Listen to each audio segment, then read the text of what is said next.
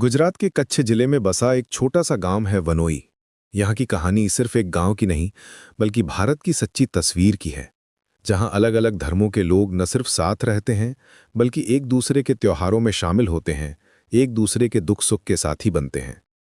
ये गांव उन जगहों में से है जहां समय ने अपनी रफ्तार धीमी कर दी है और इंसानियत ने अपनी जड़ें गहरी जमाई हैं। वनोई में हिंदू और मुस्लिम समुदाय के लोग सदियों से एक साथ रह रहे हैं। यहाँ का माहौल इतना शांतिपूर्ण है कि लगता है जैसे ये गांव किसी परिकथा से निकला हो। सुबह की शुरुआत मंदिर की घंटियों और मस्जिद की आजान से होती है और दोनों आवाजें मिलकर एक खूबसूरत संगीत बनाती हैं। ये संगीत गांव की गलियों में गूंजता है, घरों की दीवारों से टकराकर वापस आता है और हर दिल में शांति का एहसास भर देता है।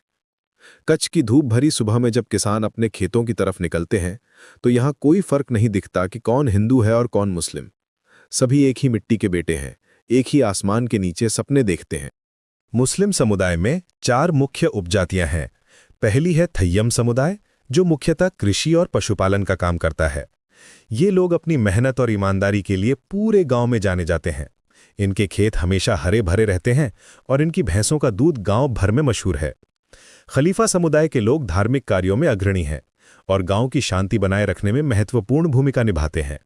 ये वही लोग हैं जो किसी भी विवाद को सुलझाने के लिए आगे आते हैं और उनकी बात सभी मानते हैं। रायमा समुदाय व्यापार और छोटे धंधों में माहिर है। इनकी दुकानें गांव के मुख्य बाजार में हैं और यहां हर चीज उचित दाम में मिलती है। त्रया समुदाय के लोग कारीगरी और हस्तशिल्प में अपना योगदान देते हैं। इनके हाथों से बनी चीजें न सिर्फ खूबसूरत होती हैं, बल्कि मजबूत भी होती हैं। हिंदू समुदाय में भी 4 प्रमुख उपजातियां हैं। जाडेजा राजपूत समुदाय गांव के नेतृत्व में अहम भूमिका निभाता है। ये लोग अपनी वीरता और न्यायप्रियता के लिए प्रसिद्ध हैं।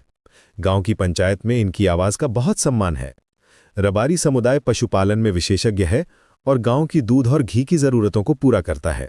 इनके पास सैकड़ों की संख्या में गायें और भैंसें हैं और ये लोग दूर दूर के गांवों तक अपने पशुओं को चराने ले जाते हैं।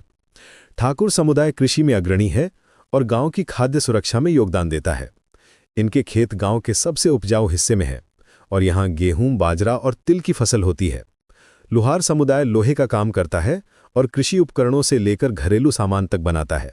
इनकी दुकान में हल से लेकर रसोई के बर्तन तक सब कुछ मिलता है। वनोई की सबसे खूबसूरत बात यह है कि यहाँ जाति या धर्म की दीवारें नहीं हैं।